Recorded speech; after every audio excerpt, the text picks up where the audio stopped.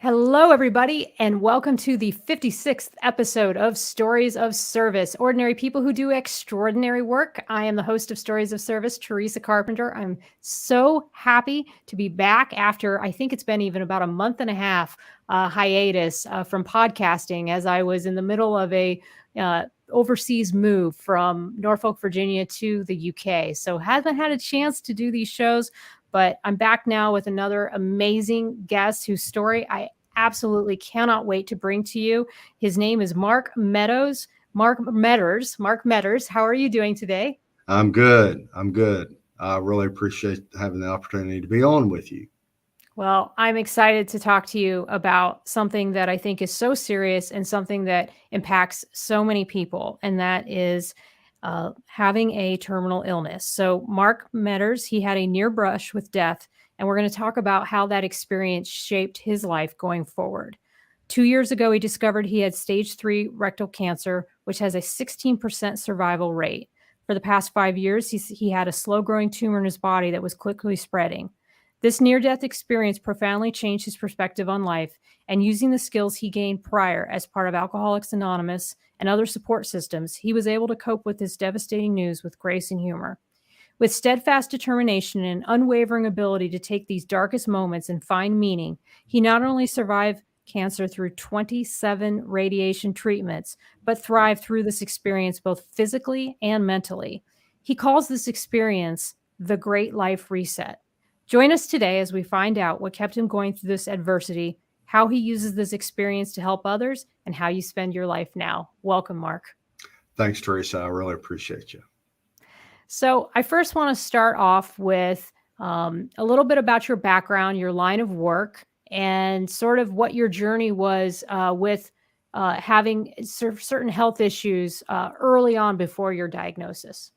My background is I really like to say I have two lives. My first life, I was in media marketing and advertising, and then I became an employee benefits consultant about 20 years ago. And I work with mainly on the group side and groups ranging in size from 2 to 150,000 lives. So Wow. I pretty much run the gamut. So with that, and it was we had talked about it prior, but it really that experience alone helped me navigate the healthcare system. When I was going through not only the radiation and chemo, but the surgeries as well.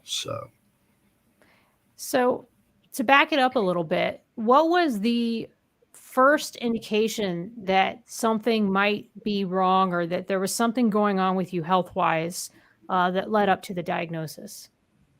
Well, not to be too graphic, but in like 2015, the 2014, 2015, it was like, you could set your watch, by, morning activities. And then it became a little bit more difficult, and it, would be like 2 or 3 days Mm-hmm. in between those, times. And then as everything kind of progressed, like in 2017, 2018, I mean, I noticed that people in the office were asking me if I felt okay, and then there were times that maybe walking down the hall and I would need to grab the wall, because like everything would start closing in on me, like I was about to pass out. And it was that the tumor was growing, and it was taking enough of my blood supply that it was causing me to get lightheaded a lot. And so, and I was just like, Matters, your mid 40s, you're out of shape. You need to, you really need to do something about it. And so, but what was interesting is that when I tried to work out and tried to get healthier and, all of that, it just would literally knock me out for like 2 to 3 days. And Mm-hmm. then I would get to a point where, it was, I don't know, I would work maybe like half to 3/4 of a day. And that was about all I could do. And then there towards the end, it was just like I was just going in and just, being there. And had a family member who is a physician, and he was like, "You have, I think you have colitis," because I had had a root canal March of 2020. And it caused me to bleed rectally a lot because he had given me a very strong antibiotic. It was right when the whole COVID thing was starting and all of that.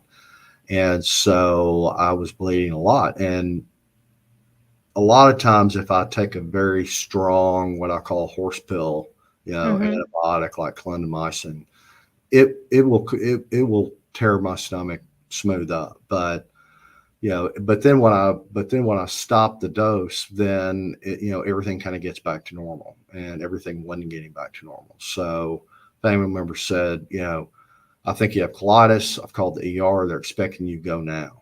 And of What course, is this was colitis?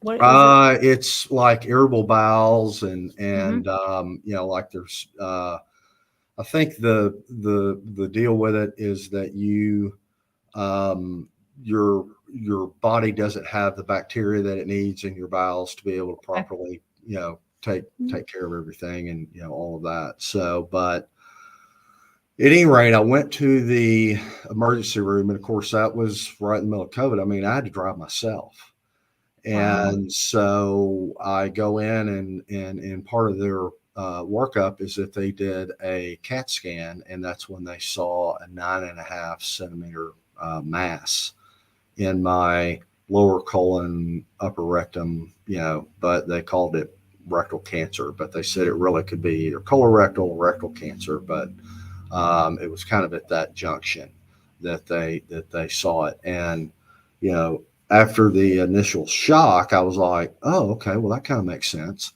I mean, hindsight being what it is, and the fact that I'm a pretty big guy, so I was able to kind of power through a lot of it. And but then I was like, okay, well, that makes sense. So But um you weren't scared? You go, "That ma oh, okay, now I see." You were just relieved that you finally had an answer? I had a peace come over me that was, other than the fact that, the ER doc said, hey, we really want to keep you overnight. We want to get you prepped, and so we can do a colonoscopy first thing in the morning. And I kind of started tearing up, and I said, I can't do that. And he said, why? And I said, well, because I've got to figure out a way between here and my house how to tell my wife and two daughters, and then I've got to go over and tell my parents.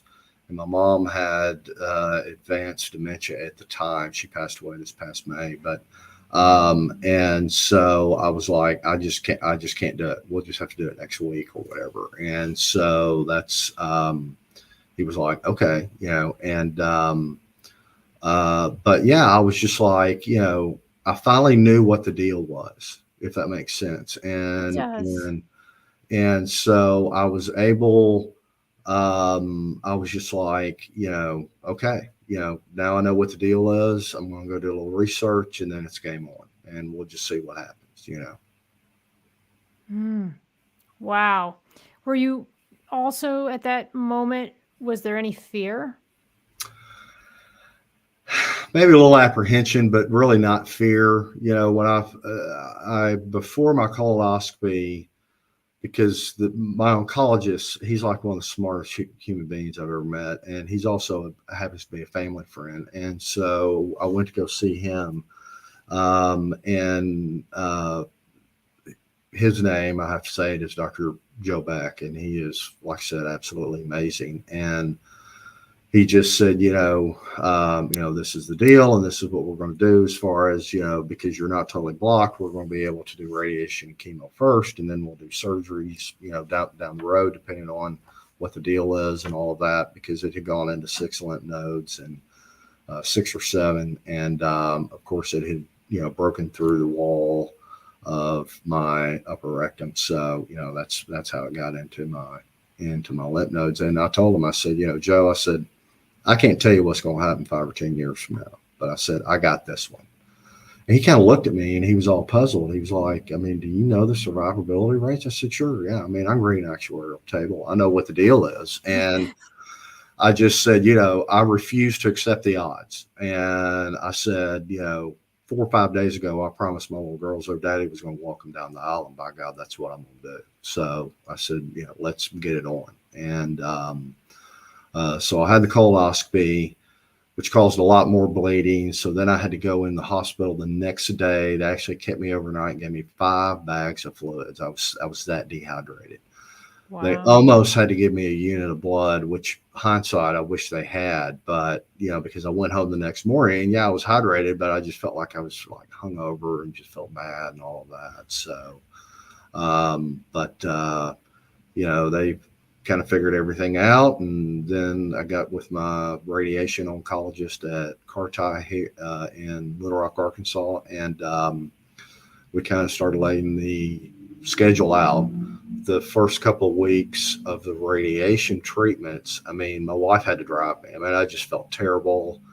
I was actually, even though physical distance was not that far away from the treatment facility, I was afraid to drive myself because I thought I, could be a danger to myself and or others. So she drove me, but then it was like 2.5 weeks into the treatments. I mean, I felt amazing. I felt like I was 35 years old again. I mean, my energy, I was bouncing off the walls. And, I felt kind of bad because I think we talked about this. I mean, if you line 10 people up, at Carti, who were there getting, treatment for whatever cancer that they may have had, I know that 3 or 4 of those poor souls aren't going to be with us in 12 months, Sure. and I'm asking the nurses if the day old donuts are, actually still edible and all that. And they're just like going, "You're a freak, you're not supposed to be feeling this good. What's up with you?" Right. And but it was that the blood supply to the tumor was getting cut off, and the tumor itself was starting to shrink, and I just felt really good. I mean, really good, and I was getting my strength back, and so I was able to kind of start working out, doing yoga, meditating, riding my bike, doing those things that I needed to do to be able to get myself ready for the upcoming surgeries.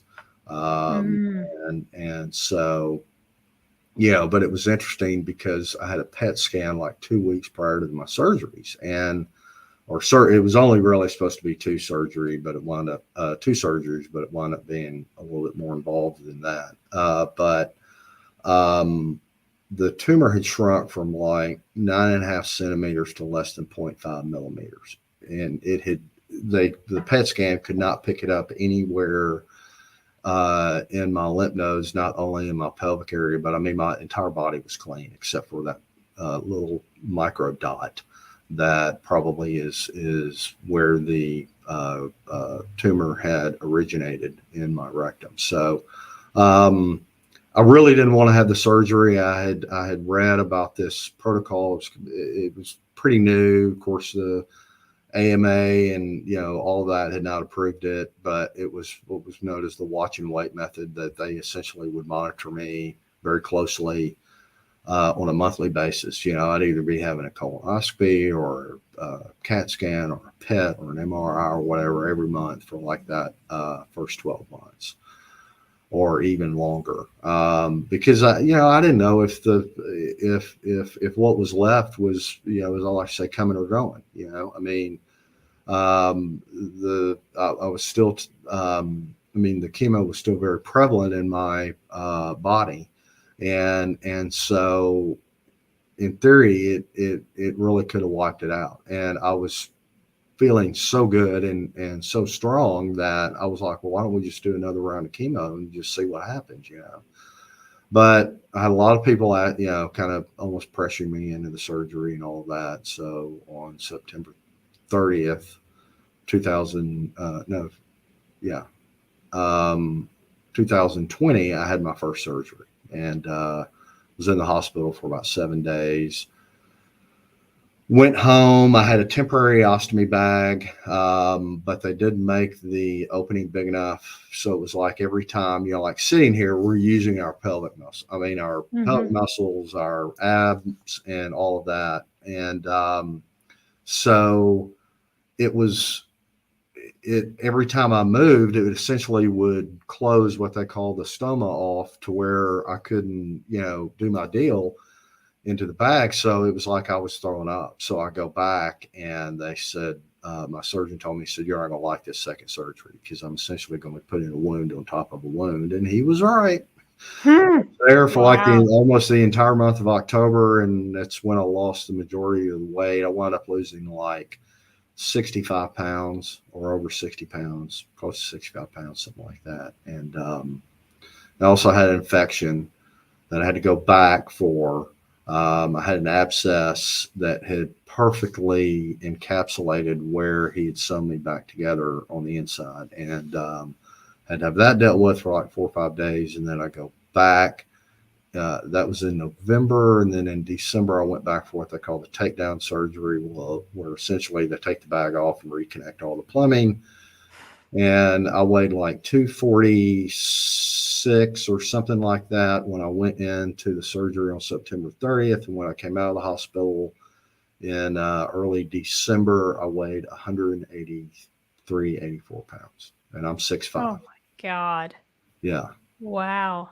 How did your wife respond and your family? Like, how did they handle the news? Obviously they were very concerned. I felt really bad because my mom, with her dementia or whatever, I mean, she understood what the deal was, but she couldn't really do anything about it. Dad was very supportive. I mean, he and my wife Michelle would take, you know, kind of. He would come one day, because we could only have one visitor in the hospital per day. And so he would come maybe one day and spend some time with me, and she would come the other day. But my oldest was home from college, my youngest was home from high school, and they were doing virtual classes. She was doing virtual, she was working as well, and so it was. I spent a lot of time by myself in the hospital, so just because it's just how it was. Sure, sure. How did you pass the time? How did you keep your mind occupied and kind of handle that downtime, just being in the hospital and waiting for things to happen? I listened to a lot of iTunes. I didn't actually. I hardly watch television just because. I mean, it's daytime TV is awful, and the news channels are just so biased one way or the other, and all that. And I just didn't want all that, and so I would either meditate or wind up I would have some sort of an issue or whatever else. So I'd have to get that seen about, and I listen to a lot of music. So Wow. yeah, Yeah. yeah. Yeah, I know that for me, like during those dead times in my life when I just don't have a lot going on, I turn to books or a lot of documentaries, though, just to kind of pass the time and learn something here and there. What do you think it was within you that helped you see it through as a something to fight versus something to feel despair over? What do you think it was? Failure just wasn't an option. I mean, it was just, again, I had promised my daughters that, That was the real writing, yeah. yeah, that was it. And my mom was obviously sick, and I promised her that I was going to be fine. And so even though it was, and excuse my French, it was just a shit show when I was in the hospital, and there's just no two ways about it. I mean, there's a lot of complications, and so I was just like, I'm going to get through this. I mean, I told myself that summer. It's Mhm. like you asked me, why did you kind of feel the way you did when you were first diagnosed or whatever, and that I just felt this peace, and I just knew. I mean, I just knew. I mean, I just knew I was going to beat it. Mm. Again, it was 2 years, September the 30th, that I was, that I've been officially cancer free or whatever. And, it's, um, I've had to be poked and prodded and all of that over the last couple of years, and had scans and all of these things. But, it's been worth it because, the only thing I kind of regret is that, there was a lot of my kids' lives that I missed during that time because, again, I was either at work or I was in bed. That's Mhm. just kind of how it was. And so it was, I kind of feel bad about that. But again, I also feel like that I've got, God gave me a second chance. And as you mentioned, one of life's great resets lets you really kind of know what's important. And so I was able to, really kind of put my focus on that. And, and I went back to work in March of 2021. It was probably a little too soon, but because people admitted to me later on that I look like death warmed over when I started back to work. Oh, wow. I lost so much weight. I mean, I had to get an entire new wardrobe. And so it was just crazy times. So, and then it was like really kind of got to the point where I felt physically good enough. I had to have like 40 to 45 physical therapy visits, first 10 just to learn how to walk straight again because I'd lost so much weight. Wow. And just muscle mass, and Mhm. and so it was, and I probably rushed that a little bit. I knew I had to get myself stronger, or I was going to lose it, Yeah. but it was like I got myself kind of back to where I felt, good and was ready to start working. And that's kind of when mom really started going downhill, and I didn't necessarily realize it at the time, but I was suffering from PTSD. Um, and mom's dementia was very difficult. As I like to say, some people like to go quietly, right off into the sunset. And unfortunately, mom was not one of those. And so people kind of started calling me the dementia whisperer because I was the only one that could really kind of talk her off the ledge. So you know, I was having to leave work to go and either like help dad track her down because he turned his head for a split second. She, went a walk, what I call walkabout, left the house and all that, or just because she was very angry. And she knew something was wrong, but she couldn't really pinpoint it.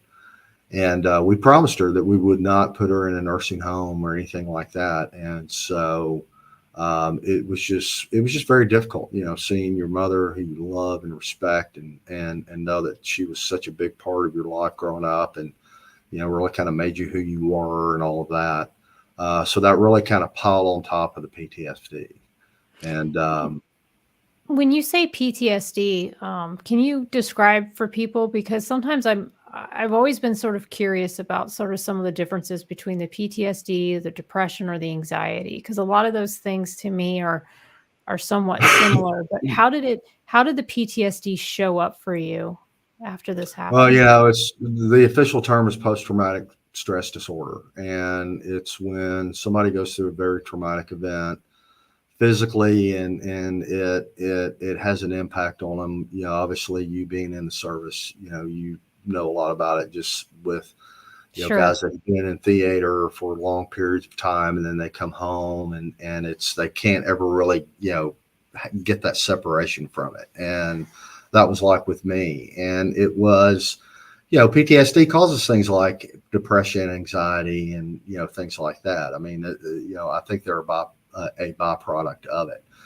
Can people just be overall depressed? Absolutely.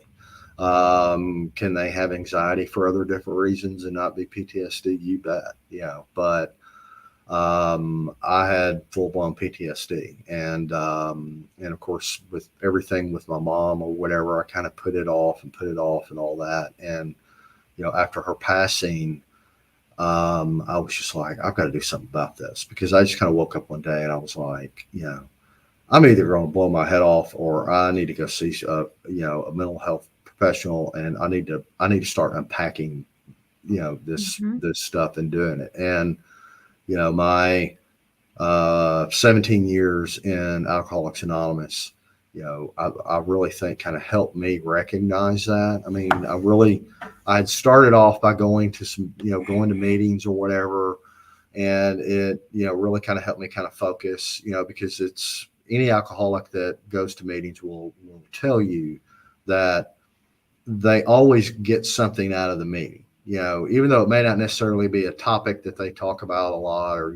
whatever, it may be a newcomers meeting where they're talking about the first step, where you're admitting that you're powerless over alcohol, and um, you know, and that your life had become unmanageable, and so I knew I needed some help as far as that went. So I wound up and reached out to somebody who helped me get in touch with a mental health professional, and I've been seeing that person for a while. So, and it seems to have helped a lot. I mean, I know that my wife and kids are very thankful that I have, gone to that. So that's so that is obviously a positive byproduct from it, and plus I just feel better. I Right. mean, I have transferred from one office to the other, essentially moving from one city to the next. And I was, and it's actually, I'm closer to my kids. I'm away from my wife and dad, but I'm closer to both my daughters. So,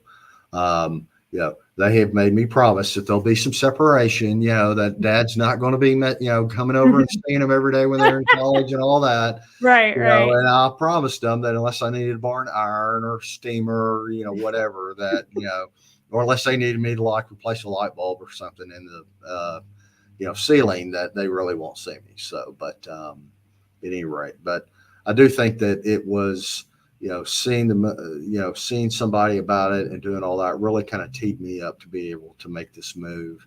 My wife is still going to remain in Little Rock. Her mom lives with us, and so kind of the plan is that I'm going to be spending either 3.5 4 days a week, just depending on what my schedule is up here, and then I'll go home for long weekends down there, and I'll be able to check on dad and do stuff for him, as well as I'm sure I'll have a pretty fairly long list of honeydews around the house. Like you had a post about how great your husband is and all of that. And All he the can things he weld does and he around can the do all house. these cool things. Well, I can Yes. kind of do a couple of those things myself. I can't weld, but I can do Yeah. light electrical, plumbing, and of course yard work. So yeah. Yep, yep. No, it's important to just, after something like this happens, to just get back in it, get back into something where you're going to make a difference and you're going to contribute. And it reminds me that even as you're going through some of these really hard, challenging times, it's so important to stay focused and to have that goal and to keep working forward towards the path that you're on. Now, you did say it was one of your great life's resets. Can you name some things that, or a perspective or something you see differently now based on what you went through? Yeah, it's kind of like, what, it's, like Waylon Jennings saying, we've been too busy keeping up with the Jones 4-car garage, and we're still building on.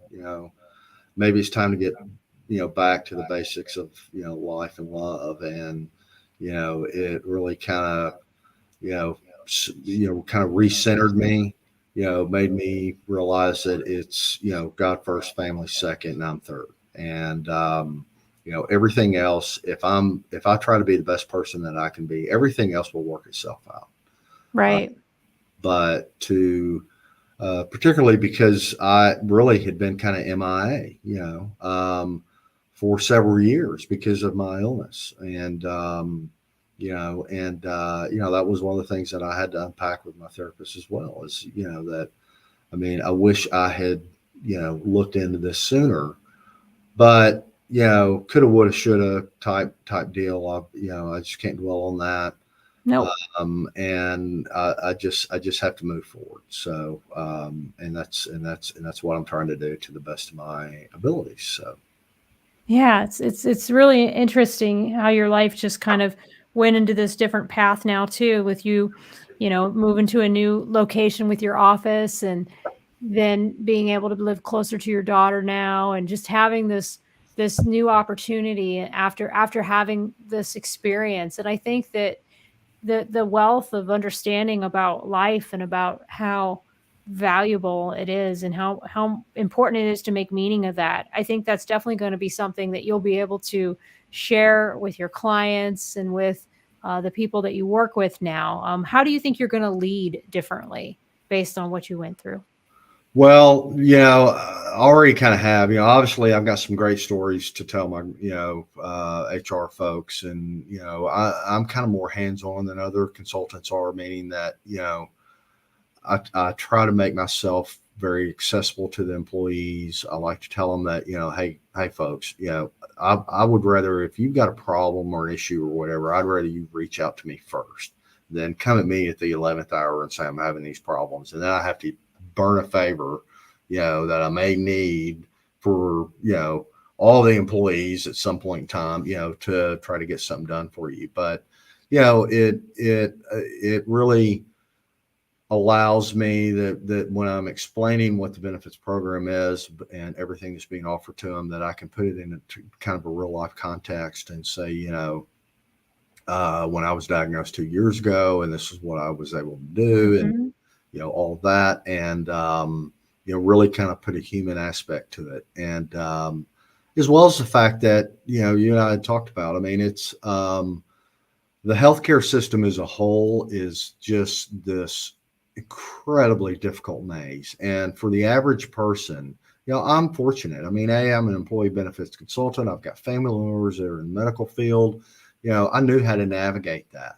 And a lot of and most people don't. And it doesn't matter if they're in the U.S. or in the U.K. or wherever. I mean, it's just particularly when you are diagnosed with a dread disease like cancer or something else like that, you're overwhelmed with that. And then you have to go through the whole healthcare system, which, I mean, they're saying we need all this money up front and all this other stuff. And, I'm like going, no, I'm not paying you anything. I've got like all these different claims that are outstanding right now. We're going to let the dust settle, and then I'll start, y'all start billing me for things. And so, people don't know that the providers, the hospitals, imaging centers and all that, they'll go, okay, and and you may pay them a little copay or something like that. But a lot of people don't realize that those are the options that are available to them. Hmm. Because again, they're overwhelmed, they're concerned, you know, they're freaking out internally. Their family members kind of Sure. are, and it's just a very stressful time. And it's I've kind of rededicated myself to making sure that the clients that I work with and that their employees have access to the best care possible. And by best, I mean the best care available to them. So. Absolutely. It's so important. And there's so many people who I think need that type of advice and that type of care. And it just may not be available to them for whatever reason. I mean, I've heard horror stories of people not getting the care that they needed or getting saddled with a huge bill that they didn't know that they were going to be getting for a certain treatment or whatever. So the wealth of knowledge that you're now able to share, not only about your line of work, but then about your personal experiences navigating the system. What do you think administratively was the hardest part about navigating this? Well, number one, it was like, I had appointments after appointments after appointments. So keeping up with that, I mean, it was kind of Yeah. like herding cats, I mean, okay, who do I go see today? But it was just, it was particularly with the complications I had, I mean, I was in the hospital a lot. I mean, and, like basically for the entire month of October in 2020, a part of November, December. And, it was just really difficult. And because, we had COVID going on, and because I was on, I mean, as my surgeon said, I mean, it was extremely painful. I mean, I was on a lot of drugs, I mean, and I would have things happen like, they had to do an NG tube, which is a tube that they put in your nose and goes all the way down to your stomach Oh, to, wow. suck the bile out. Well, I had a dream one night that like a spider was on the end of my nose. Well, what I was doing instead of getting the spider off the end of my nose, I was actually pulling my NG tube out. Oh, And gosh. it got stuck in my vocal cords, and I was literally choking to death. And The nurse came in and they had to ask the doctor, and the doctor said, look, if it comes out naturally, that's great. But bottom line is that, it's got to stay in there instead of putting it in there again. And I just said, you did tell the doctor that I was choking to death, right? I mean, I'm Oh, saying this in between breaths. It was damaging my vocal cords and all that. And finally, I just looked at the nurses. I said, y'all need to leave the room. And so they left the room, and I pulled the NG tube out of my arm. So, you know, it was wow. just like I pulled out. I was like, like I've been underwater, almost drowning, one of those Yeah, things. yeah. And Ah, so, but at least, and of course, again, I mean, I was on a lot of, drugs, and you know, thankfully, I had the clarity of thought to where, to be able to react enough to be able to do that. Because again, I mean, I was basically all alone in the hospital. I mhm. mean, family members couldn't even stay there after a certain period of time unless you were intubated. So, which obviously I wasn't. I told all the nurses on the floors that, look, I mean, I got to be honest with you. I'm a horrible patient, but I'll make it up to you other way. So I was having to buy like a lot of, lunches and dinners and all that because I lived up to what I said, that I was a horrible, bad patient How or were you whatever. a horrible patient? It was just because I was just in pain. I was on all of these pain. I mean, I was basically Yeah. high, I mean, it's been Mhm. 17 years since I'd had it,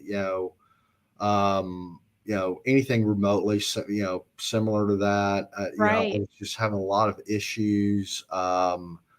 And it was just almost a comedy of errors. And I don't necessarily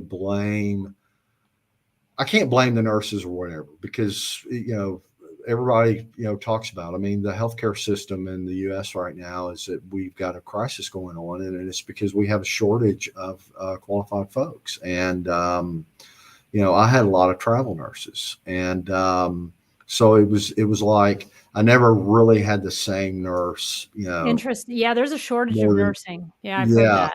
yeah, more like 3 or 4 times. And so it was, and even as somebody who had family members that were working at the same facility where I was at. I mean, it was just tough, and that it's, like the thing I was saying with the NG2. I mean, that all added to my PTSD. I mean, I just have Oh, I'm nightmares, sure. and so it's just not something that I really ever want to have happen again. Have happened So, again. What advice would you give to somebody who just found out that they've been diagnosed with cancer? well, number one, regardless of what they tell you that the odds are, and I would have people that would ask family member, because I would like post on Facebook or whatever, that I've got this and all those other things. And they were like, is Mark being a little too optimistic? And they would say yes, based off of what the odds were. You'd mentioned 16% first year survivability rate. And do not trust the odds. Do not believe in the odds. I mean, it is, it's kind of like if you're playing athletics. I mean, it's like 75% mental, 25% physical. You have to believe that you have a chance to beat this.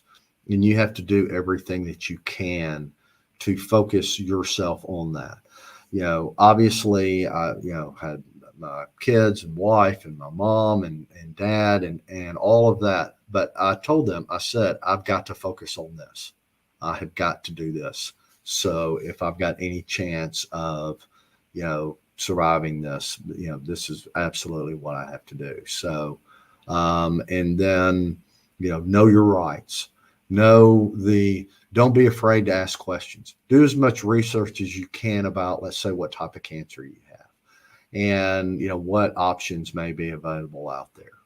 And of course, when you're going to be overwhelmed at times, because you're going to have those periods where you're going to have all these scans, you're going to have all these doctor's office visits, blood work, all of these, you're taking chemo. I mean, I was lucky because most people have the bad chemo, and that's what makes you sick and lose all your hair and all that. This is 100% genetics. Thanks, Dad. Appreciate your call.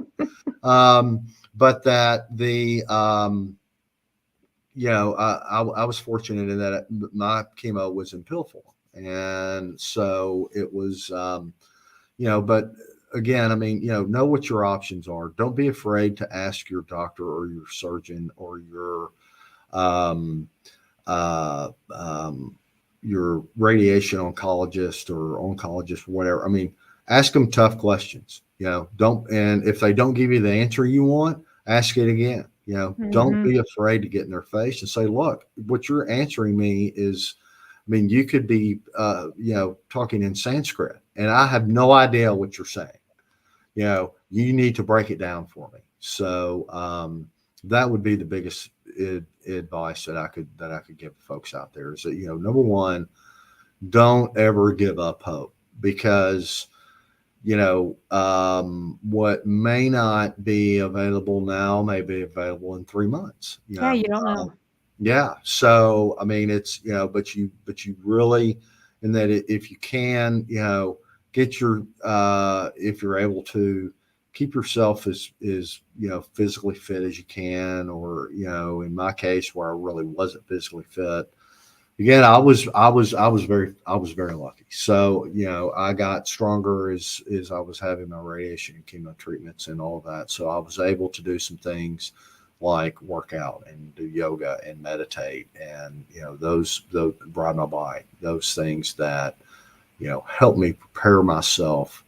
Thank God I did it, because I've had several people, even folks in the medical profession, tell me that you really, that second surgery really should have killed you, because Wow. it was so invasive and you were in so much pain and all of that. I mean, I was just like out of my head, I mean, and so I was hitting that pain pump for that, uh, Dilaudid very religiously. And it was, in that, Oh, one of the other things that I would recommend is that, also you have to understand one thing: you can't necessarily rely on family members, because they are going through the same ordeal that you're going through, although they're not the ones getting the treatment and all of that. They are worried, they're nervous, they're scared, they're apprehensive.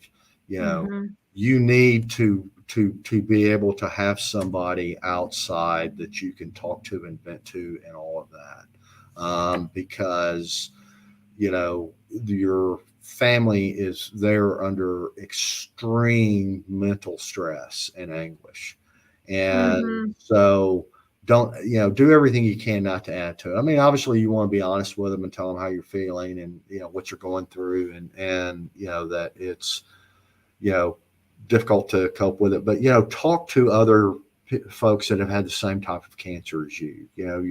Whichever cancer center that you go to, they'll have people that you can talk to, Yeah, and that's so true.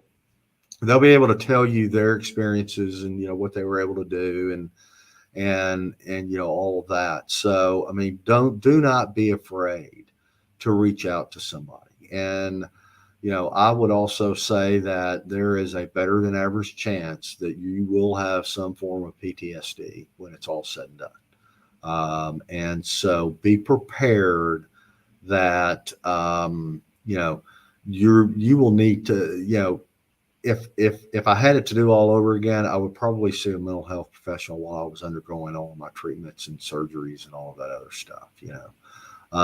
And so I would maybe look at that, because you have to be as mentally strong as you can. Mhm. I like what you said too about not putting it all on your family. I think Yeah. that sometimes it can be easy to rely mentally mostly on your loved ones or the people that are the closest in your lives, but it's really important to proactively build another support network around you, and find people in your life that you're willing to show up for and who are willing to show up for you, and then at the same time being able to even go outside of that and then seek the advice of mental health professionals. It's such an invaluable tool that I recommend everybody does. I mean, Oh yeah.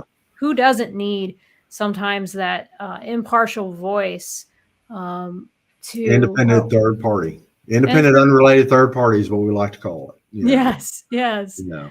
just to bounce these ideas off of. Because sometimes I think you can definitely go down your own rabbit holes. I know I do, where I think something's a lot worse than it is. And if I That's don't right. talk to someone about it, or bounce that idea off somebody, I can tend to get just wrapped around an idea for way longer than I need to. So, and Oh yeah, especially yeah, it just gets in your head and it just manifests itself. And, and really you're not doing anybody any good. I mean, because, and that was something that I found out that, I mean, I was taking out a lot of my anger on others, that didn't deserve to have that happen. And it was Mhm. because I was having difficulty coping. And again, hindsight being what it is, I mean, you know, you just have to know going into it that, there is going to be, there are going to be some very mentally challenging times. And, it's mental health is one of the primary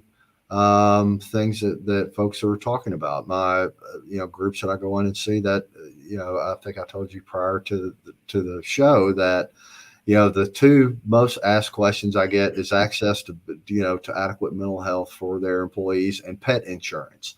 So, I mean, it's like, okay, you need to take care of your skull, and then Right, let's take care of Fifi, the little right. dog or cat or whatever. So, Well, I'm telling you, pets are just becoming so much more ingrained into the family unit. I think I just was reading online today that there's now 10 official therapy dogs within the Navy that can now go in naval commands. They can even go on warships. There's port side, and they're trained to assist in mental health and therapy. So there's really a positive movement to incorporate the animals into our lives. So it doesn't surprise me that that's one of the top questions that you get oh yeah, asked.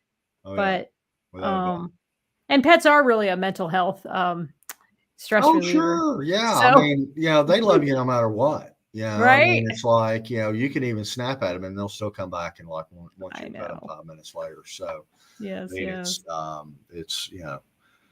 that's why they've been so good for so many people. So, Absolutely. yeah.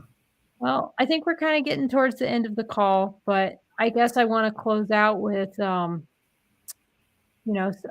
what would you say to people who just found out that they had this diagnosis? You said, "Don't give up hope," and you said, "Know your rights." Is there anything else that you think people should keep in mind if this happens to them? It's worth fighting for. Hmm. And that, it's, you know, and I can tell you, somebody who's been in the depths of the darkest depression and all that other stuff as a result of not just my cancer, but other things in my life. It's life is worth fighting for, and that the world is a hell of a lot better place with you in it than with you not in it, and that you may not realize it at the time, but I can assure you that is the case. Yeah, absolutely. Life is worth fighting for, You and betcha. life is what you make of it, and you got to make the most of it and make it count and add some meaning to it. Well, Mark, I Teresa. appreciate you taking time to come You on the bet. show today, It has and been my honor. I'm going to close out. Thank you all for watching. I'll meet you backstage here in just a minute, Mark. Okay. I want to thank everyone for watching tonight. It might be a little bit of time before I do the show again, but I do hope to get some more shows on in a more routine way now that I'm starting to settle in. But hope you guys have an amazing Sunday. Enjoy the rest of your day and have a great evening. Bye bye now.